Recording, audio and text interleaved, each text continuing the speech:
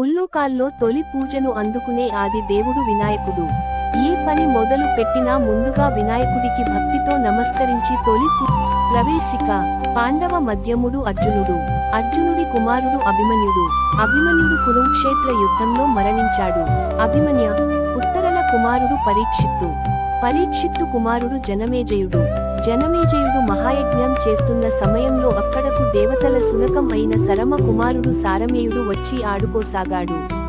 అది చూసిన జనమేజయుని ఈ విషయానికి చెప్పగా సరమ జనమేజయుని వద్దకు వచ్చి జనమేజయ, నీ కుమారులు విచక్షణ కరోనా లేకుండా నా కుమారుడిని కొట్టారు. రాజా, యుక్తాయుక్త విచక్షణ లేకుండా మంచి వారికి గాని సాధువులకు గాని అపకారం చేస్తే అనుకోని ఆపదలు వచ్చి పడతాయి అని పలికి అక్కడి నుండి వెళ్ళిపోయింది. యజ్ఞం పూర్తి చేసి జనమేజయుడు హస్తినాపురం పోయిన తరువాత ఒకరోజు సరమ మాటలు గుర్తుకు వచ్చాయి.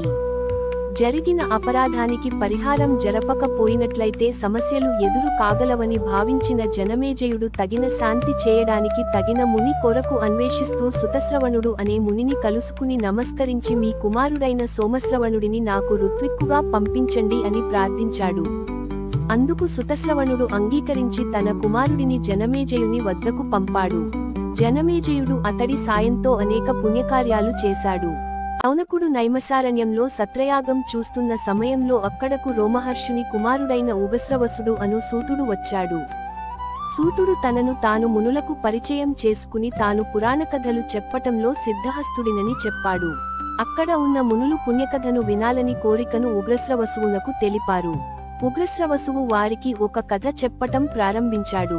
పూర్వం కృష్ణద్వైపాయనుడు అను మహర్షి ఒకటిగా ఉన్న వేదాలను ఋగ్వేదం, యజుర్వేదం, సామవేదం, అథర్వణవేదం అని 4 భాగాలుగా విభజించాడు.